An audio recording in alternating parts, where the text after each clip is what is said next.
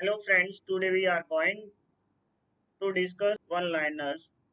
First one question is box shape hurt are seen in following disorder. Question ये है box shape hurt are seen in following disorder. इसका right answer है Epstein anomalies. Question ये है box shape hurt are seen in following disorder. Right answer is इसका Epstein anomalies. Very important बहुत बार exam में question पूछा हुआ है ये वाला बूट से part are seen in tetralogy of Fallot's question ये है बूट से part are seen in tetralogy of Fallot कौन से डिसऑर्डर में ऑलवेज प्रेजेंट रहेगा ये बूट से part are seen in always always किस में रहेगा टेट्रालॉजी ऑफ फैलॉट अभी हाल ही में एम्स भोपाल ग्रेड 1 क्वेश्चन ये था all are the disorders are includes in tetralogy of Fallot except कौन कौन से ऐसे डिसऑर्डर है जो टेट्रालॉजी ऑफ फैलॉट में इंक्लूड होते हैं अभी हाल ही में एम्स भोपाल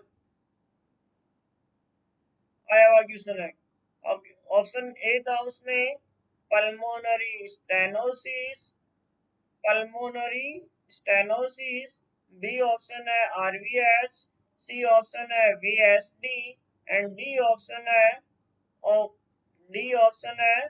कॉरेक्टेशन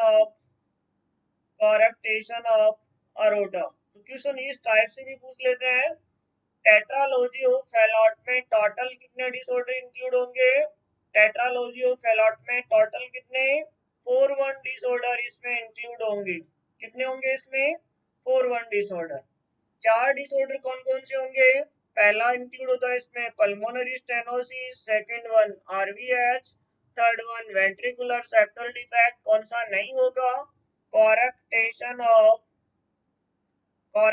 ऑफ अरोटा इसमें इंक्लूड नहीं होता है जबकि इसमें इंक्लूड क्या होता है फोर्थ वन जो इसमें इंक्लूड होता है ओवर राइडिंग ऑफ अरोटा कौन सा डिसऑर्डर इसमें इंक्लूड होगा ओवर राइडिंग ऑफ अरोटा या इसी का दूसरा नाम है that is also known as the dextroposition of aorta ये भी इसको बोलते हैं डेक्स्ट्रोपोजिशन ऑफ अरोटा या ओवर राइडिंग ऑफ अरोटा तो चार डिसऑर्डर कौन कौन से इंक्लूड होंगे पहला पल्मोनरी स्टेनोसिस दूसरा है आरवीएच तीसरा है ventricular septal defect and fourth one है ओवर राइडिंग ऑफ अरोटा तीसरा question regarding to tetralogy of Fallot जो बार बार एग्जाम में क्वेश्चन पूछते हैं if the baby develops hypercyanotic spell blue spell and tat spell what position are recommended to subside the cyanotic spell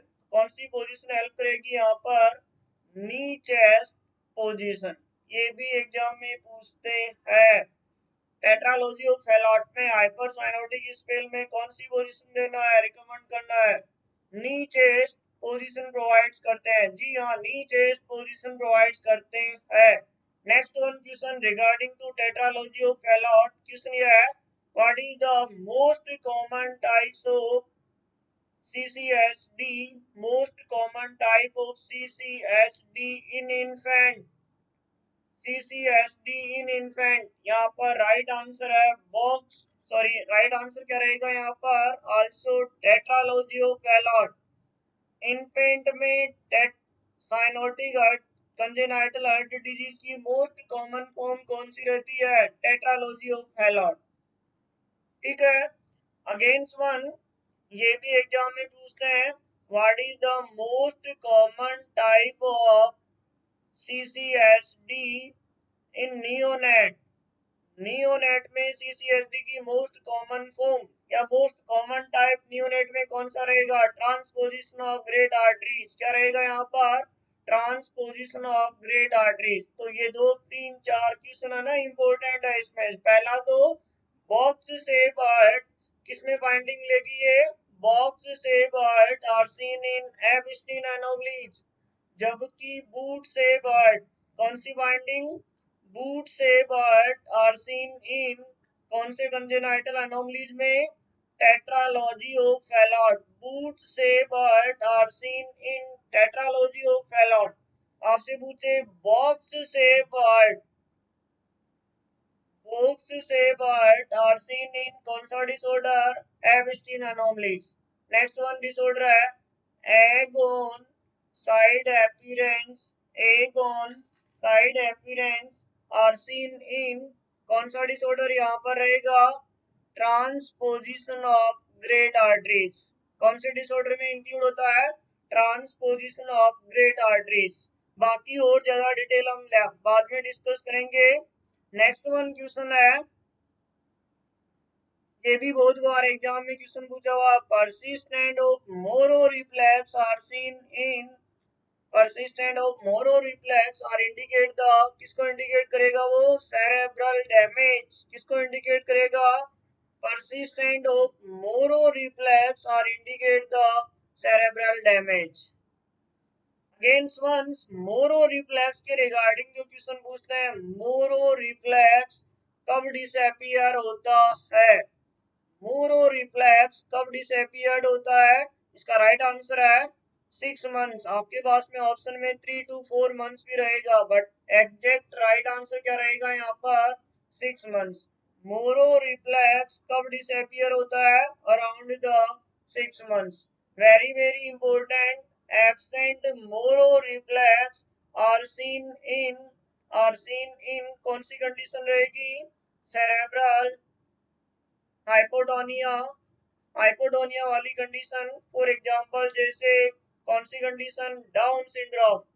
मोरो reflex may be absent in Down syndrome, may be also absent, also seen in Kernicterus, also seen in Kernicterus, and also seen in stage 3 hypoxic ischemic encephalopathy। कौन सी stage में? Stage 3। तो ये question भी important है। Absent of Moro reflex are seen in hypotonic वाली condition, for example Down syndrome, kernicterus and stage 3 hypoxemic, hypoxic ischemic encephalopathy. थोड़ा सा डिस्कस कर लेते हैं, मोरो रिफ्लेक्स क्या होता है। मोरो रिफ्लेक्स में आपको याद रखना, जब बेबी को एटलीस्ट 30 डिग्री एंगल पर बैकवर्ड पीछे की तरफ छोड़ेंगे तो बेबी क्या एक्शन लेगा? बेबी एक्शन करेगा symmetrical abduction and extension of upper limbs. जब बेबी को 30 डिग्री एंगल पर पीछे की तरफ छोड़ रहे हैं, उस दौरान वो अपने अपर एंड्स को, अपर एक्सट्रीमिटीज को क्या कर लेगा? Symmetrical abduction and extension. तो वेरी वेरी इंपॉर्टेंट, साथ में क्या रहेगा यहाँ पर? Opening of hands. क्या रहेगी फाइंडिंग लेगी यहाँ पर? ओपनिंग ऑफ हैंड्स, जिसमें क्या फाइंडिंग लेगी? C shape thumb and C shape thumb, और क्या फाइंडिंग लेगी? C shape thumb and fanning of fingers. तो आपको आइडेंटिफाई करना ये कौन सा रिफ्लेक्स होगा। ये जो रिफ्लेक्स होगा वो कौन सा रहेगा? वेरी वेरी इंपॉर्टेंट, जब बेबी को पीछे की तरफ छोड़ते हैं एटलीस्ट 30 डिग्री एंगल पर, जब एक्सट्रीमिटीज को क्या कर लेगा? एक्सटेंड कर लेगा और अबडक्ट कर लेगा। साथ में आइडेंटिफाई करना C shape thumb and fanning of fingers followed by flexion and abduction is known as the Moro reflex. किसको इंडिकेट करेगा वो? Moro reflex. पहला question, fanning of fingers and C shape thumbs of upper extremities are indicate the Moro reflex. दूसरा important question, ये disappear कब होता है? ये डिसअपियर कब होता है? दूसरा important question regarding to Moro reflex, disappear कब होता है? जी हाँ, 6 मंथ्स। तीसरा important question, persistent of Moro reflex indicate the, किसको इंडिकेट करेगा? Cerebral damage. Next one, fourth one question इसके रिगार्डिंग बार बार पूछते हैं मोरो रिफ्लेक्स में, absent of Moro reflex are indicate the are seen in first one तो Down syndrome, second one Kernicterus, and third one stage 3 hypoxic ischemic encephalopathy. कौन सी stage? Stage 3। Next one very very important, again one Moro reflex के asymmetrical Moro reflex are seen in कौन कौन सी ऐसी condition है जिसमें asymmetrical Moro reflex होगा? For example fracture of कौन सी बोन? फ्रैक्चर ऑफ क्लेविकल में भी क्या फाइंडिंग लेगी? एसिमेट्रिकल मोरो रिफ्लेक्स हो सकता है। इसके अलावा also indicate the congenital hemiplegia. And third one है शोल्डर जॉइंट डिसलोकेशन। किसको इंडिकेट करेगा? Also shoulder joint dislocation. And also fourth one may be also seen in Erb's palsy. कौन सा disorder? Erb's palsy, shoulder joint dislocation and congenital hemiplegia, fracture of clavicle. इन चारों condition में क्या finding लेगी? Asymmetrical Moro reflex. तो ये सारे क्वेश्चन भी इंपॉर्टेंट है, आपको याद रखने हैं, जो बार बार कोई ना कोई से एग्जाम में है ना पूछते रहते हैं आपको। ठीक है, ये क्वेश्चन बहुत ही ज्यादा इंपॉर्टेंट है। मोरो रिफ्लेक्स कब डिसअपियर होता है? कब होता है? Around the 6 months. Next one है very very important, trilogy of Fallot, tetralogy of Fallot and pentalogy of Fallot. ये अभी हमने डिस्कस कर लिया था। टेट्रालॉजी ऑफ फैलॉट में जो टोटल कितने डिसऑर्डर इंक्लूड होते हैं? टोटल 4 डिसऑर्डर इसके अंदर इंक्लूड होते हैं। कौन कौन से?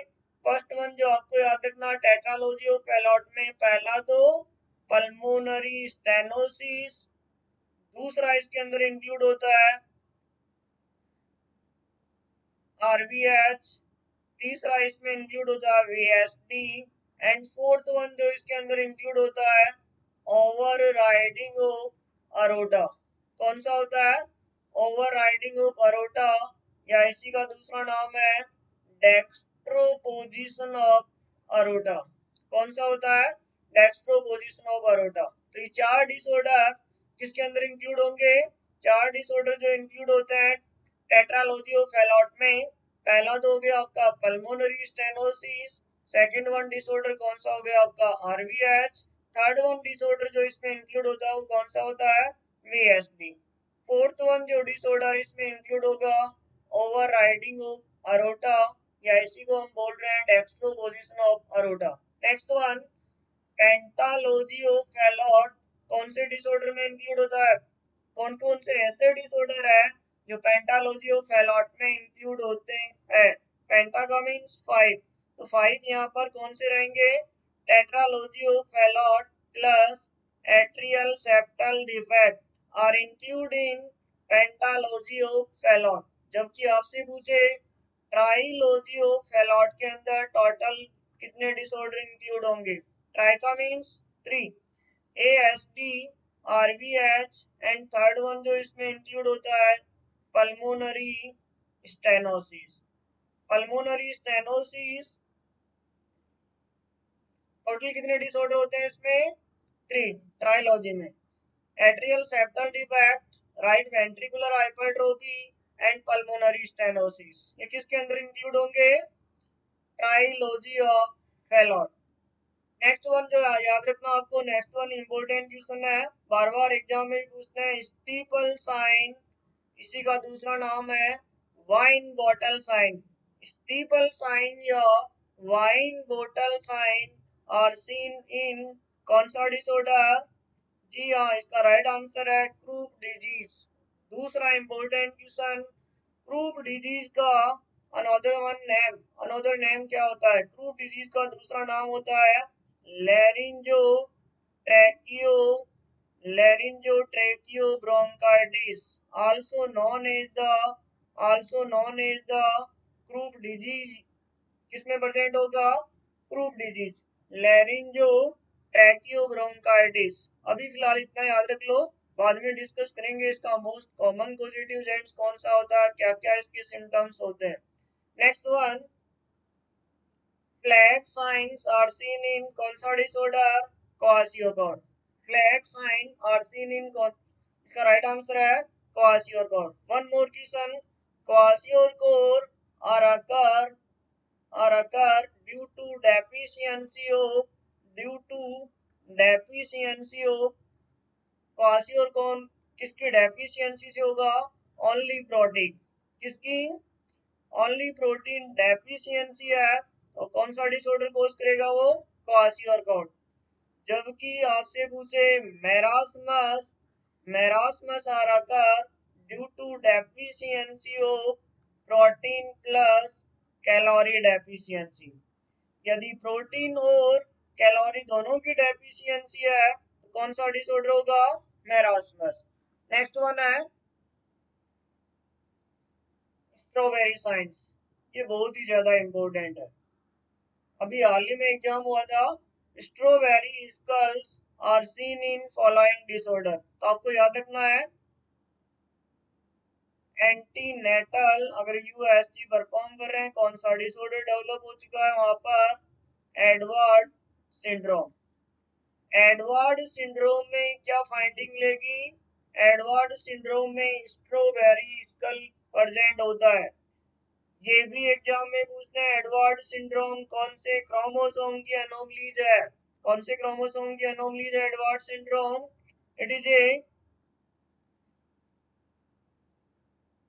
Trisomy of 18th number chromosome. कौन से क्रोमोसोम की एनोमलीज है ये? ट्राइसोमी ऑफ 18 नंबर क्रोमोसोम। कौन सा डिसऑर्डर? Edward syndrome. ये बार बार एग्जाम में पूछते हैं। Strawberry skulls are seen in तो राइट आंसर कौन सा रहेगा यहाँ पर? Edward syndrome. अब एडवर्ड सिंड्रोम के regarding one more question. Edward syndrome कौन से क्रोमोसोम की एनोमलीज है? कौन से की रहेगी यहाँ पर? 18 नंबर। याद ना हो तो याद रखना है E4 एडवर्ड सिंड्रोम और E4 18 नंबर chromosome. E4 Edward syndrome and E4 18 नंबर क्रोमोसोम इसकी एनोमलीज है। Strawberry skull are seen in Edward syndrome. Next one आपसे पूछे strawberry gall bladder excessive cholesterol किसके अंदर डिपोजिशन हो रहा है? Gall bladder. इसका राइट आंसर है strawberry gall bladder are seen in या कोलेस्ट्रोलोसिस गोल ब्लैडर ये भी बोल सकते हैं इसको। एक्सेसिव कोलेस्ट्रॉल का कहाँ डिपोजिशन हो रहा है? गोल ब्लैडर में। इज नॉन एज द कौन सी फाइंडिंग लेगी वहां पर? Strawberry gall bladder. Next one strawberry vagina are seen in trichomoniliasis. Moniliasis उसमें क्या फाइंडिंग लेगी? Strawberry vagina. ये भी एग्जाम में पूछते हैं और ये भी एग्जाम में पूछते हैं strawberry gingiva what is the infection या इन्फ्लामेशन ऑफ गम्स और नॉन एज द उसे क्या बोलेंगे? जिंजीवाइटिस। ये टर्म्स भी एग्जाम में पूछते हैं। What is the means of gingivitis? इसका मीन्स क्या रहेगा? इन्फेक्शन या inflammation of gums is known as the क्या बोलेंगे उसे? गम्स का इन्फेक्शन या inflammation is known as the gingivitis. तो gingiva words are use for the gum. ये जो फाइंडिंग दिखाई दे रही है strawberry appearance of gums are seen in कौन सा डिसऑर्डर? Wegener's disease. कौन सा disorder? Wegener's disease. Next one strawberry scrotum are seen in multi multisebaceous cyst। multisebaceous cyst के अंदर क्या फाइंडिंग लेगी? Strawberry appearance of scrotum. तो आपको ये सारे इंपॉर्टेंट है याद रखना है। पहला तो स्ट्रॉबेरी अपीयरेंस ऑफ जिंजीवा या गम्स कौन से डिसऑर्डर में प्रेजेंट रहेगा? ये वैगनर्स डिजीज। सेकंड वन जो आपको याद रखना है strawberry appearance of vagina are seen in very important trichomoniasis. Third one जो आपको याद रखना है strawberry scrotum are seen in multi sebaceous cyst. Next one आपको याद रखना है strawberry gall bladder are seen in cholesterolosis of gall bladder. किसमें फाइंडिंग लेगी ये? एक्सेसिव कोलेस्ट्रोल और डिपोजिशन इन गॉल ब्लैडर क्या फाइंडिंग लेगी यहाँ पर? Strawberry appearance. नेक्स्ट वन है स्ट्रॉबेरी अपीयरेंस ऑफ स्कल। किसमें फाइंडिंग लेगी ये? Edward syndrome. एडवर्ड सिंड्रोम में कौन से क्रोमोसोम की एनोमलीज है ये? 18 नंबर क्रोमोसोम की ये एनोमलीज है।